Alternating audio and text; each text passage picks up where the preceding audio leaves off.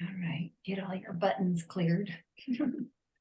So good morning and welcome to your self-realization. Let's start off with gratitude. Mother, Father, God, we give gratitude and thank yous for this day. We ask for your infinite light of protection to be with us and through us, wherever we are, so that only the highest and best will occur through our thoughts, words, and actions. And through those thoughts, words, and actions will lead us to a better understanding of our own self. So when we meet those on our path, we have a better understanding of them. We give thanks for this day. Amen. All right. All right, so today we're talking about vacuum law. We are still in prosperity, and the laws that we will be talking about today, Reverend David will be talking about some other ones, but mine in particular is the vacuum law.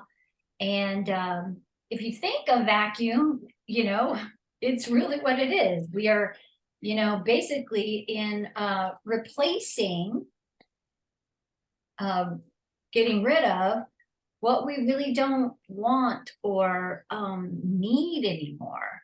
And those things, create some space for ourselves to recreate and have things. So when we talk about vacuum law, they could be anything in our life. Vacuum law even has an effect with people too, because if there's people in our lives that we are complete with and we know that we automatically just do this vacuum law, and or maybe we don't and we just stick with some dysfunctional situations when we know we really can move forward, and not feeling guilty because metaphysically we know energetically when we're ready to move on with something. And the vacuum law is very much a cleanse, and you feel it. You feel it when the energy of movement is happening, and to go with it, be like the water, be like the river, whatever it is, and take a look at the closet, take a look at the room, and how they talk about feng shui. Well, it's like that. That's our vacuum law. Feng shui is to clear out space, clear out energy in any area that is important, so that we have another way of change in our life and allow space for that. So being bold and daring puts faith into operation of that. And let's see if I have said anything or haven't said anything. I'm just taking a look at my notes here. So we're replacing, if let's just say we have an item that we know we are finished with, but we're kind of doing the tug of war with it, and we're like, well, I know I need it. Let me give an example. A lot of times we do human nature.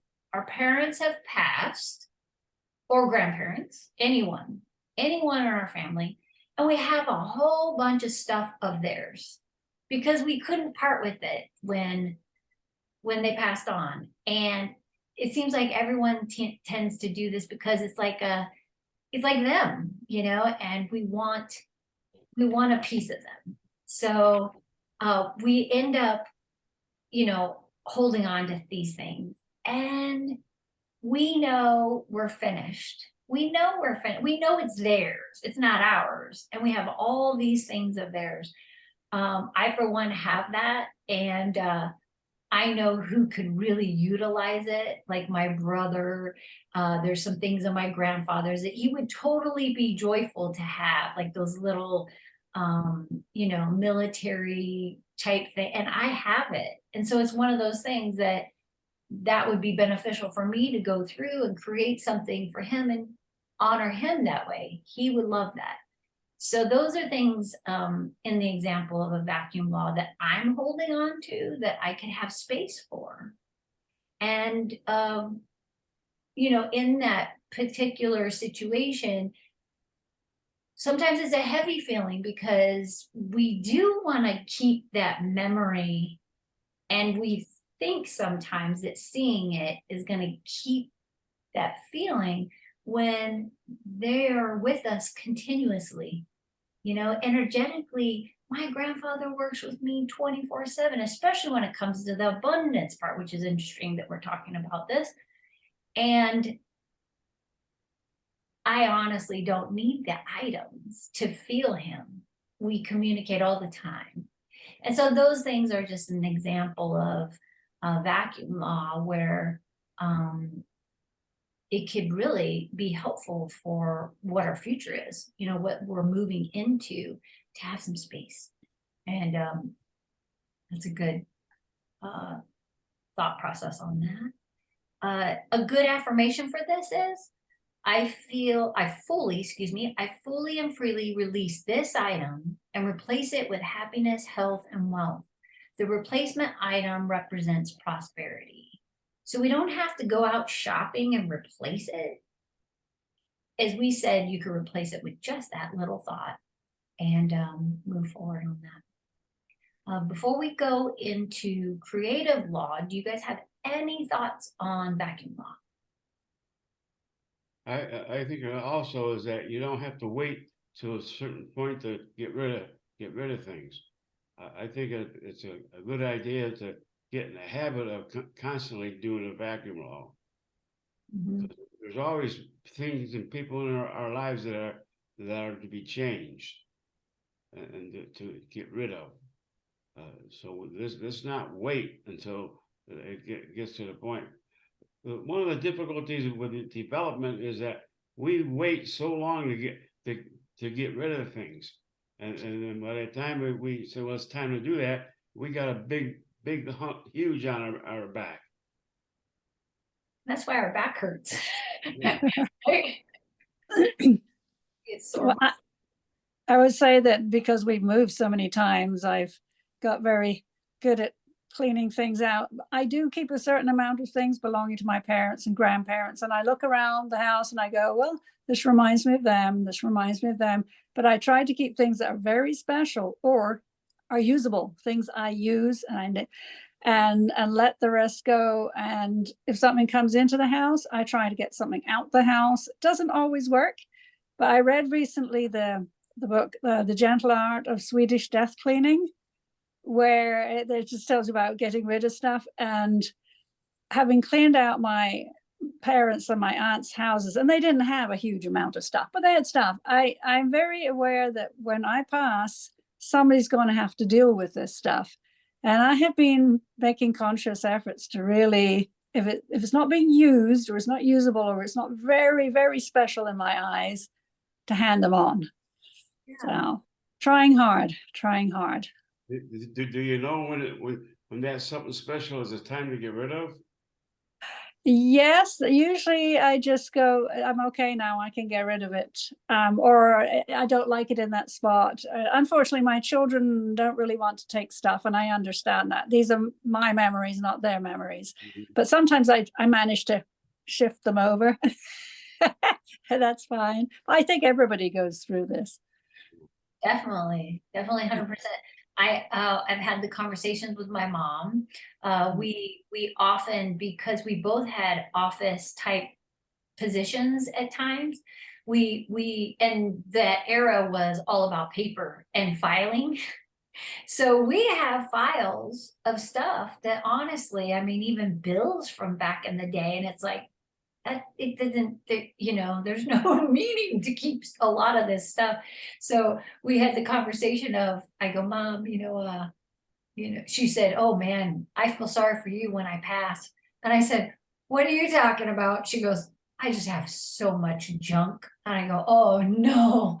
I go, what are you talking about? She goes, I just got boxes and boxes of stuff that I kept, like articles and all. I said, you get rid of that stuff right now. I mean, we were joking, but I said, oh man, oh mom, please don't make me go through those things. We're just joking, but you do think about it. You think, oh man, imagine just sorting through papers, thinking there might be something in there that is important of ours.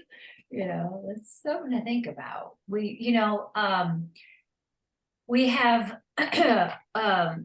the Wheel of Fortune that helps us to like kind of keep in, I'm not gonna go into that right this second because Reverend David's gonna talk about the next one.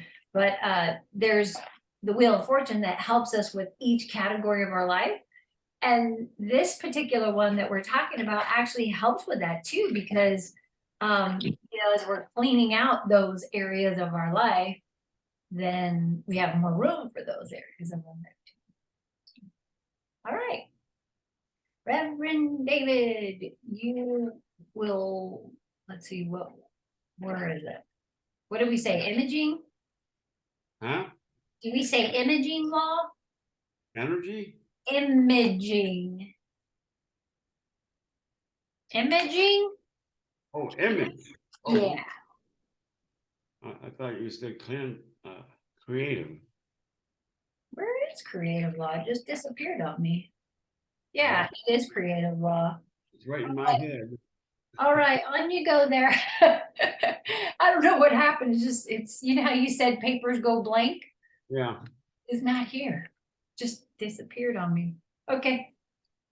Well, there's a couple things that stand out with the creative law, is that two of the things, is that what I pay attention to is what the direction that the laws are in, and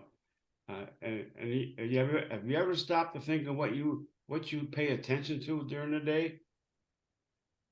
Have you ever took a time to really think of that? And then we kind of wonder why do we have things happen to us like that? Because it could very well have been paying attention to that.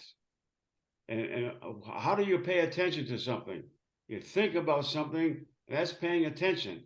And if you see things constantly in your life, you're actually creating that. That goes through the pituitary gland, and you take pictures of what you're thinking, and the pituitary gland at the beginning of its of your life, the first 24 hours of your life, the pituitary gland took pictures of every part of your body.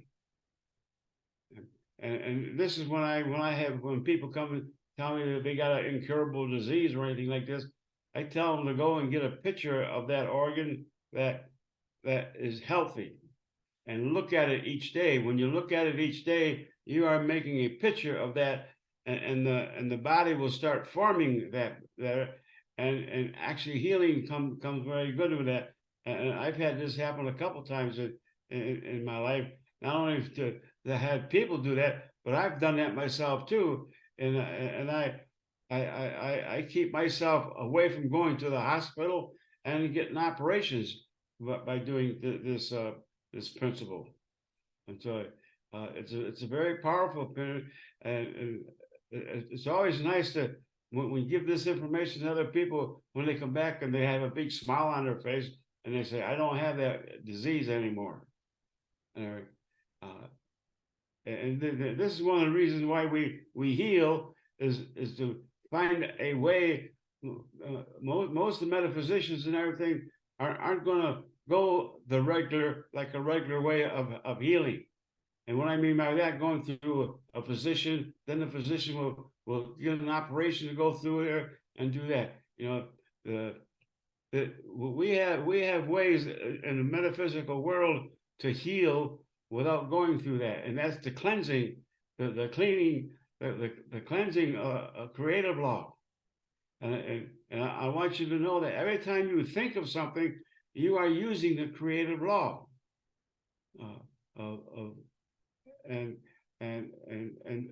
It's always working. No matter what you think and everything, no matter what you think of the creative law and everything like this, it always works. And so this helps me to make sure of what I'm paying attention to. I don't think we pay much attention to the things that we pay attention to. When you start paying attention to things more, you become more aware of your life, and we know ourselves and everything. And this is one of the main things that we want to know, is to know who we are. Yeah. I mean, and sometimes these things that we pay attention to will prop up and tell us. And so, you know, when I found out that the things that irritated me, I was doing too, and I would say, well, how am I going to fix this? You know, and my creative law give me an idea what to pay attention to, and I started paying attention to that, and it started changing. And but you know, the thing that didn't change, the people didn't change, but I changed because I didn't get into that same spill with what they're doing. I found out that I was doing the same thing, so I changed that. And a lot of things in our life that are messed up are our responsibilities, and you are doing the same things. And it's not a pleasant pill to take. And you know, and I argued with it at first, and I don't know way that's going to be, you know, and but then I took hand and said, well, I'm going to pay attention to other things instead. And when I started paying attention to other things, I stopped getting irritated.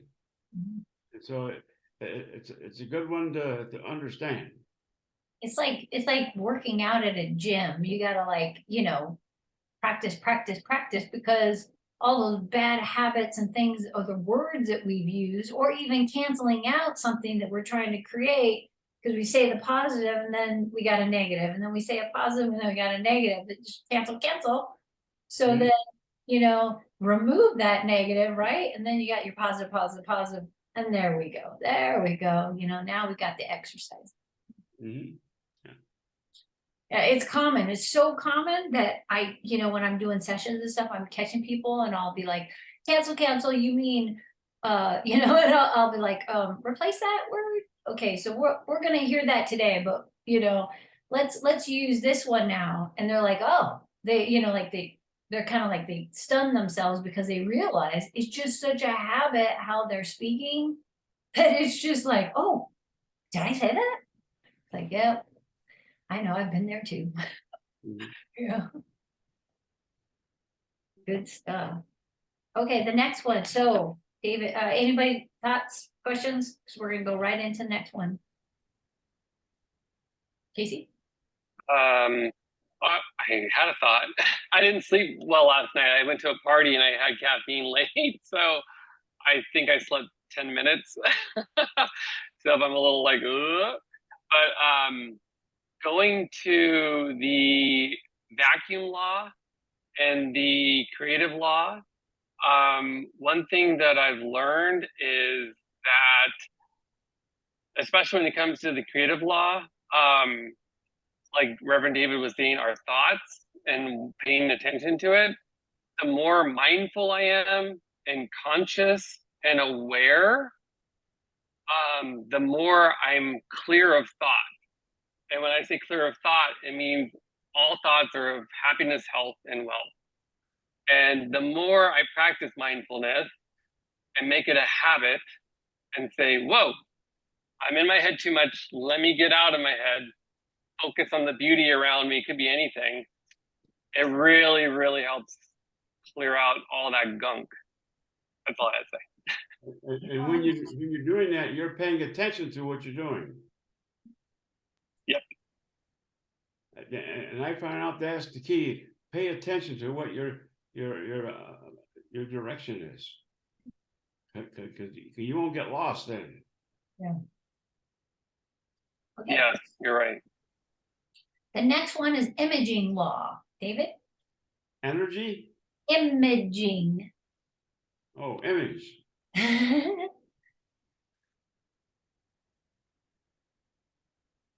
Well, that's an imagination. It is. And how many times do we live during the day and get an image of something that we think we are, or what we are, or we have an idea of what we want to do and everything like this, you know? I use the imaging law quite a bit, because I image things that I image. I took a course at the UTEP one time, and the professor was has been teaching philosophy for 40 years, and he didn't use any notes. He just sat in front of a desk and started rattling it off. And I imaged that from that time on. That's how I image things. Mhm. I image myself, and you see, I image myself saying those things, and here again, I'm paying attention to what I'm doing, and that goes along with the imaging of what the and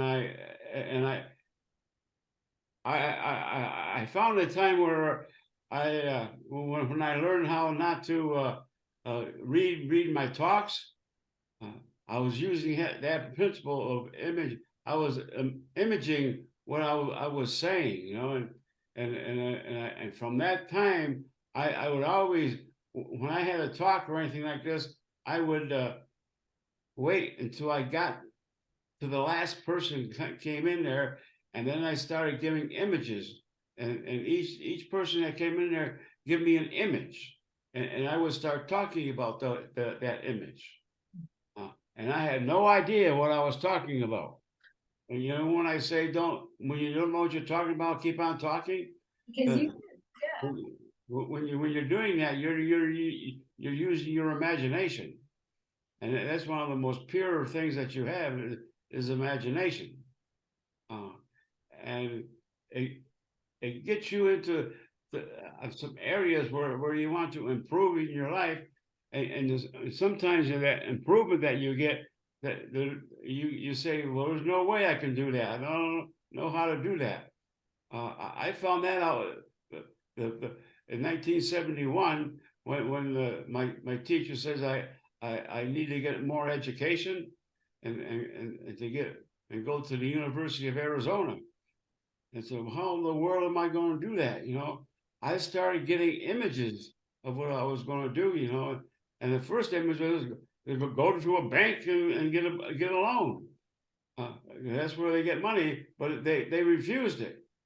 And so there was an image in my mind that said, well, they have money here, ask for it.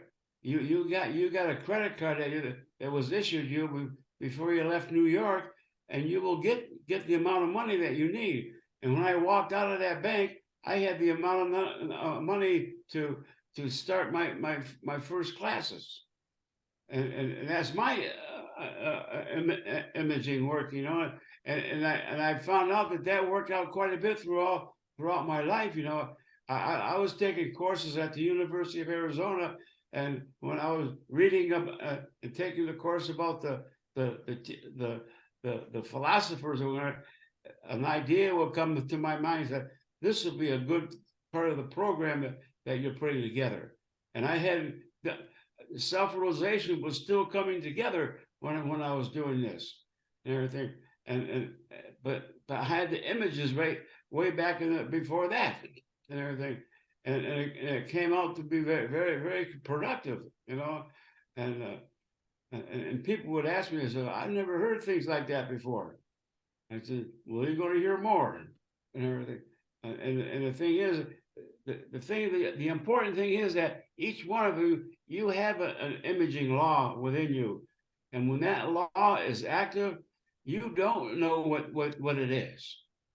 And the best way to find out what it is to start acting on what we're saying. They may say, take this course. And so how am I going to take this course? You'll find a way to take this course, and you'll find things in there that was your imaging, you know. I've had so many experiences in the imaging that the things that I was thinking about and everything before I went and took the course and everything. And one of the things that I also found with doing that the philosophers that I was reading about would come and actually communicate with me, and they would tell me that the professor has it wrong. But I didn't dare tell the professor they were wrong, because I had one professor who called me in and said, where are you getting all this stuff? And I didn't want to tell him I got it from daycare. It'll That's probably, great. You'll be like, look, why don't we change the way that we do this test? You get a big F, right? Telling them what to do. Mhm. That's amazing. Yeah. All right, command law and increase law. I would say they're the same. You want to be in command of things and authority, and you know where I get my authority is that I am that I am, you know, and and and I'll talk to some of the classes and everything on this the authority. That's the authority in our life, you know, and I've had some strange expressions from people when they say I am God, and I say it seriously, and I don't do it lightly or anything like this, you know, and I get some strange looks from people, and they, how can you say that? I said, because I know that it works, because I am that and everything, and then it helps me to take responsibility for things in my life. If I'm God, God's going to take care of all the things that are in my life, and also it helped me to realize that our Creator is not outside of us; it's inside of us, and I am the creating energy and the energy of the authority that's in our life and everything like this, and so I accept that responsibility, and I don't have to really beat people over the head with it and everything like this. I just live it, and I ask you to know to take that, just to say I am the creator of my life. Or you find another word that if you don't like being I am God, there's other words that you can use, like I am the creator. Yeah. I'm the all-knowing and everything like this, you know, and this will open up things in you that you've been asleep, and the main thing with these laws and everything, we want to be awakened to that, and when you're awakened to the idea that you are the authority in your life, and you are God, and you get more comfortable saying that to people, you get more comfortable being that in your life. And one of the things with metaphysics is that it becomes important to become comfortable with what you pay attention to, and all the things that we've been talking about, is to be comfortable with it, and so that when someone is always going to counteract you, when someone starts counteracting you, all you got to do is smile at them and say, I understand, and I am that I am, and you don't get into these big deep arguments with them and everything like this, and they'll find out where you are, and I think it's important that we let people know where they are by expressing that to them. Yeah. One of the affirmations says, my words are charged with prospering power. I love the highest and best in all people. I now draw the highest and best people to me. Mm-hmm. And then an increase law there, you know, what we're thinking, you know, how Reverend David always says, you know, what we think, say, and do, what we think, whether it be like a negative thought or a positive thought, we're increasing that in our life. Anything, it says, when one condemns and belittles others, it increases that which one is condemning or belittling in one's own life. That's just an example. So if like we're, you know, being of our highest and best, and we increase that law for ourselves. So that's always a very positive way of seeing, you know, doing the opposite of that. And not pushing, forcing, or hurrying creation. Have you ever been in a space, especially now, because everybody's in a hurry, let's say you're in a class or a course and someone says, well, what are we doing next? What are we, like futurizing in the situation? They're not even being present. They're just like they want to force the future to happen already when they're, did you get what I just said? It's kind of like one of those, you're like, that's wasting time because it's not even there. It's not there. It's here. So that's just important to not force future. Be in your present self for increased law, not pushing, forcing, not holding grudges, becoming disappointed or discouraged with what others say. We know this. It's just information about increased law that helps us to really primarily focus on that positive and increase that volume. Yeah. The one thing I found out in the laws that we're talking about, and the principles of metaphysics and everything like this, that everything you think of is increase. And if you look at it increase, you're going to increase your life, and you're going to be able to handle the handling increases is so important that you become comfortable with the increase, because it's gonna grow on you, and when you take on the responsibility of this, you're going to gain more responsibility, and you're going to give opportunities to live that. People will ask you to do more judgment things and everything like this, and you only say yes to them. When we get into the mediumship part, there comes to a time in there when I tell each one of them in the class that when someone asks you when you go to one of your services and they ask you to give messages, there's only one answer you have. You say yes, because you're going to increase your ability to give messages. Yeah. And the same thing goes with money, because money is divine. Right. How many times is we want that, and like we want the abundance part or whatever it is, and then we say something the opposite, which, like I said, it it just cancels it out, start all over. And a lot of people are really strange when it comes to money. About here's one, for instance, you got a friend and you're at lunch. And then one person says, oh, no, let me do that. No, I got it. Like, how many times have we been through that? It's like, let's just split in the middle. Like, but everyone has a thing about that. Or let's say there's a gift and someone, let's see, I'm trying to think of, David, help me out on this one. Gifts. Sometimes people will overdo something and the other person feels like they owe it back. Yeah. Can you talk on that, David?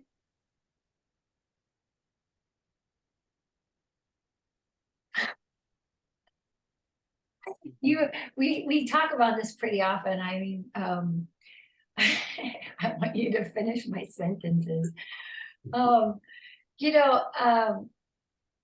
There's times when it's not balanced in a relationship, or prosperity wise. Someone will give something to you and you feel like you're owed a debt to someone, that kind of thing. So being certain what we do, like, let's say, for instance, someone feels that they need to give a gift because of something, right? And in fact, that person was not expecting that and didn't really want that per se. A lot of times we give gifts that are not even what the person, really needs or wants or anything, but you feel like compelled to give them something. So being certain of, if you do something like that, being certain of what it is that they really are in need of or want, and they would love to have, those kinds of things. I find that most people need or want to be heard and loved. Thank you. Really, they just want to, sitting there and listening to them is very beautiful. It's like a beautiful gift. You know, this reminds me of some of the, one of the questions I ask is that how do you handle compliments?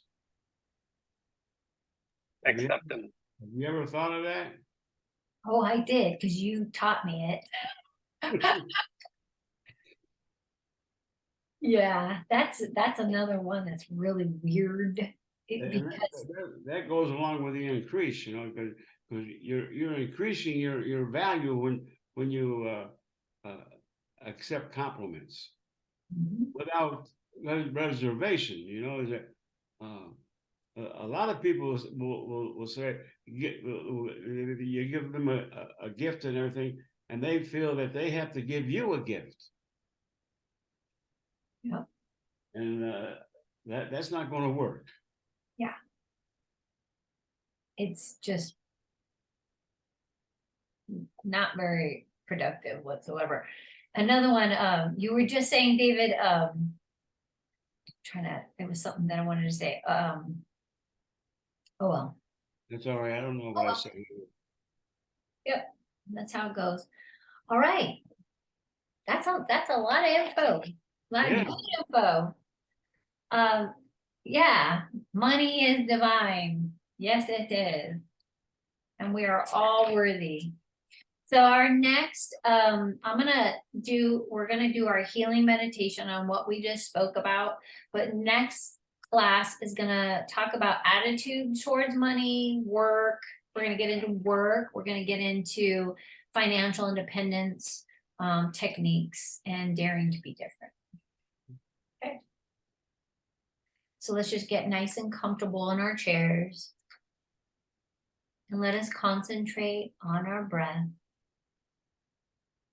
As this breath moves through the nostrils, it relaxes each muscle, nerve, and vessel in our being. This breath is what sustains you. It is the breath of life. Feel the relaxation that this breath brings to your being. As this relaxation moves gently in and around each part of your being, it turns into something very beautiful called love. You recognize this love as being alive and active with each breath. Just relax and recognize. As you exhale, you release physical toxins and negative attitudes you have toward yourself and all people concerned.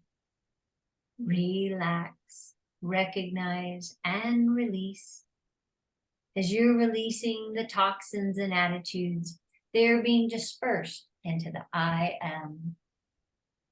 Gently allow this breath to settle in the feet area. This is the understanding part of our being. And as you understand yourself clearly, then you understand the world that you move in.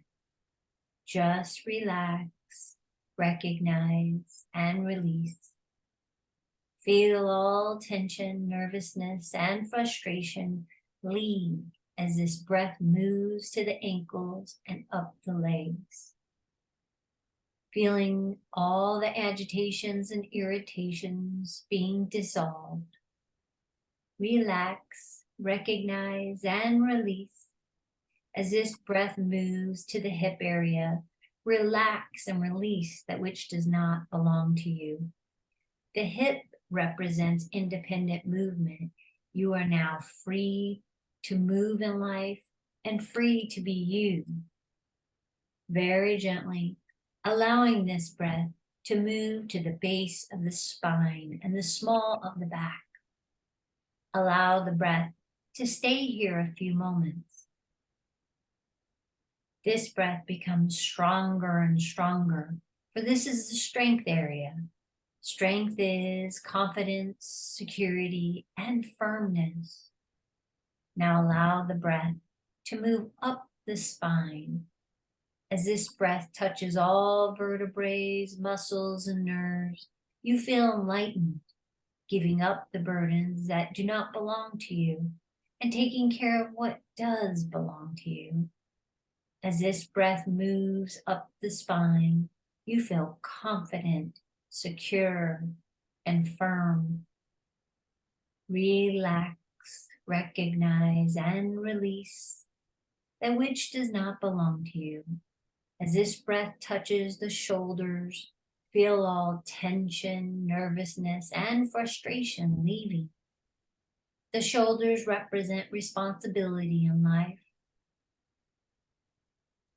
And know that you are responsible in your life. You also allow all other people to do their responsibilities with the same freedom and ease. Allowing this breath now to move down the arms, relaxing, recognizing, and releasing, reaching the hands. The hands are the giving and receiving part of our being. We give to receive and receive to give.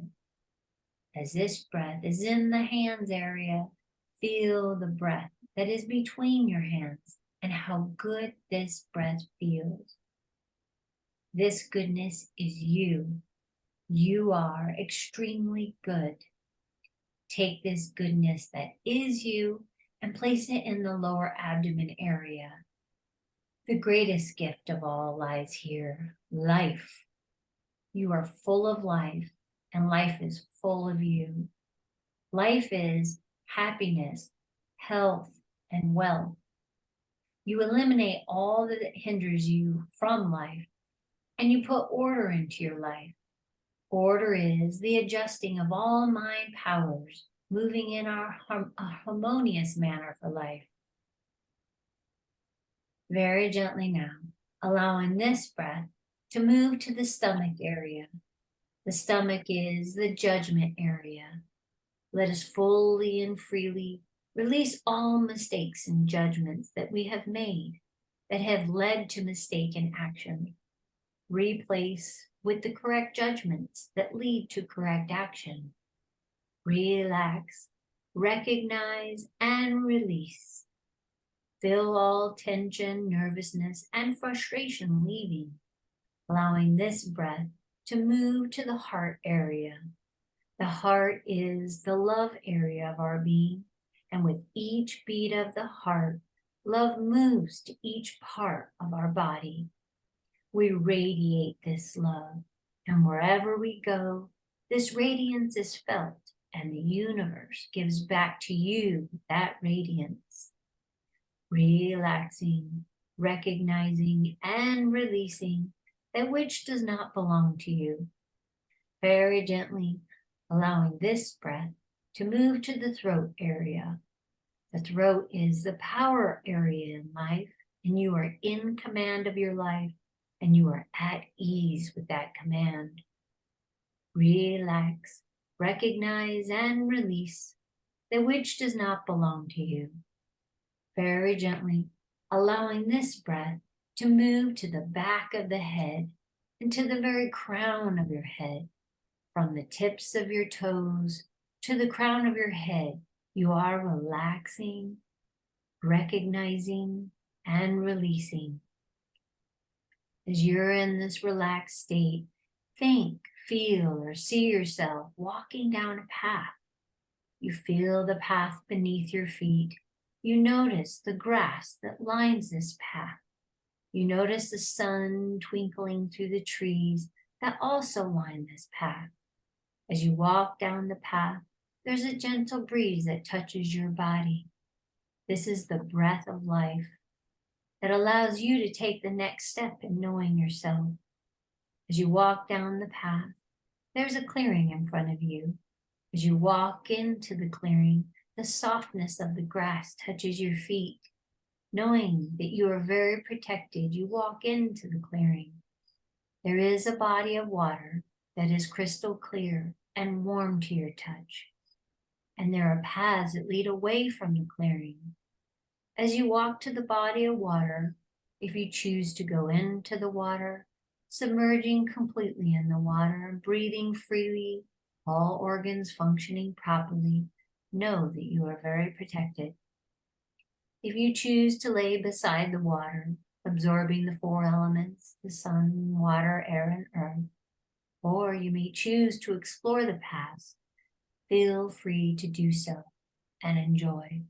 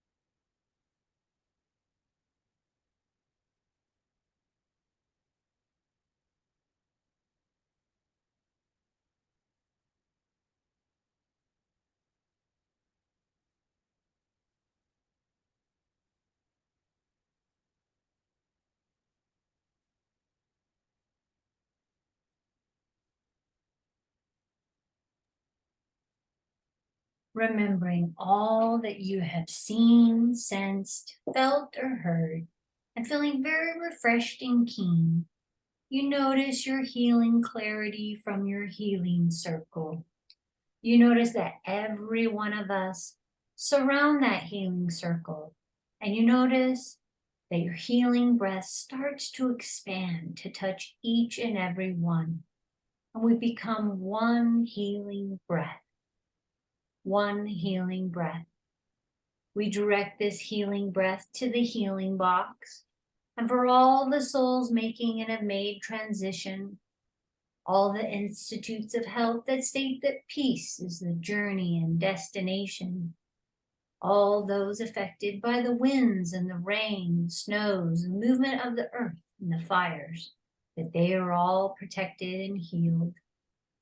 As you're aware of your healing presence, and as you move towards your path, you notice anything changed, moved, or taken away.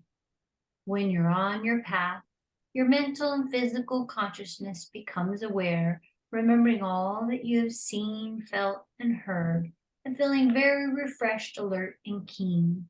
And when your mental and physical consciousness is fully aware, open your eyes.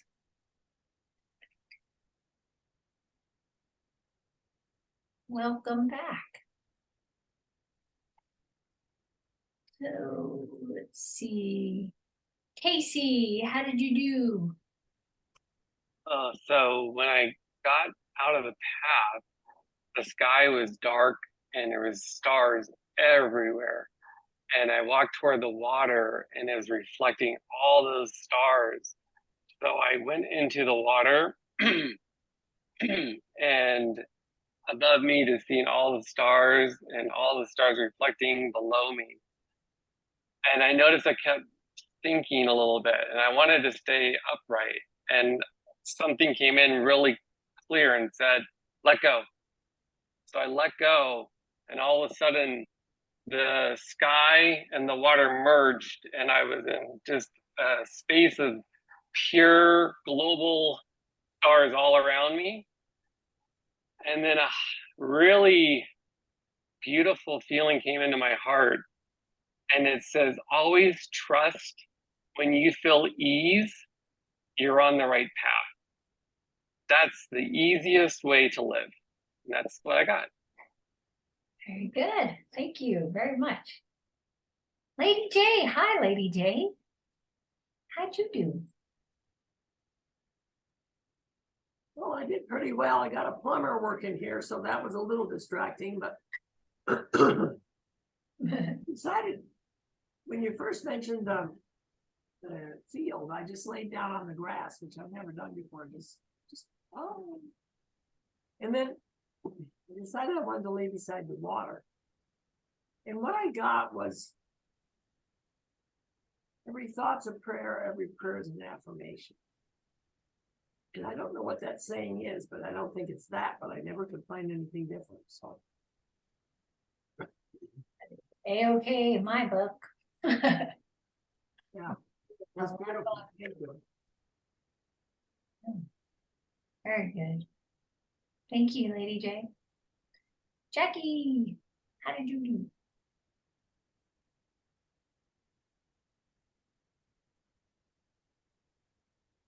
You're muted, Jackie. She's working It was, it. it was causing a bit of trouble. I couldn't find it. I was very fine. I went into the water and it was like, I was in a spa, it was warm, and I had like colored glass, letting the light in different colors, and there was lovely soothing music, and it was just very relaxing. I didn't really think of anything. I just relaxed and it was very, very pleasant. That was it. No insights, just comfortable. It's interesting because we feel that, and then, but we are always with insight. Yeah. You know, that's where we go, right? We're in it. Thank you, Jackie. Thank you. That was an insight. Yeah, that was the insight. Reverend Marcia, hi. How'd you do? Oh, I did great. Thank you. I floated above everything. And I started hearing Joni Mitchell. And don't it always seem to go, you don't know what you've got till it's gone. They paved paradise and put up a parking lot. And, and it was kind of reminding me to stay focused on the paradise and what I'm creating, and keep it in that space. So it's kind of an interesting thing, because when life is going great and everything is going smooth, and it's pretty easy to stay focused on the paradise part of it. And when things are a little bit more challenging, it's easier to get a little lost in the shuffle and going into that parking lot. So it was just a reminder. It was a really good reminder to stay focused, and the paradise is there. It's all there. So just stay in that space. So thank you. What a great analogy too, like the song. I didn't really associate that, I just always heard it and singing it, and sometimes we just don't think about what we're singing, talking about. There it is. Thank you, Reverend Marcia. Reverend David, how did you do? Hey, okay. The concentration that we did today is going to be effective in all our lives. And so I'm always reminded that if something comes in there, you don't know what you're talking about, keep on talking and keep on thinking, especially when you get a thought that it doesn't come out. That's going to increase, and you're going to have an extension up this upcoming week. So take it and live it to the fullest. That's it. Will do. Yes, thank you. Good words. Okay, so next week, as I said, we're gonna be daring to be different. And we're gonna be talking about all this other stuff for prosperity. Right. And look forward to that. And I look forward to seeing all of you next week, and have a beautiful 7 days worth of love. We'll do our closing words and gratitude. So there's no close, just gratitude. Mother, Father, God, we give gratitude and thank yous for this day. We ask for your infinite light of protection to be with us and through us as we go on our path. So when we meet those on our passage, we share the love that is so abundant. And we give thanks for this day. Amen. Thank you. Thank you so much for participating in this. We really appreciate it. That was great. So Thanks, much great everybody. insight. Thank you. Thank I'm you. not sure how I get to the next class. Oh, okay. Well, stay on, David. Okay. Thank you, everyone.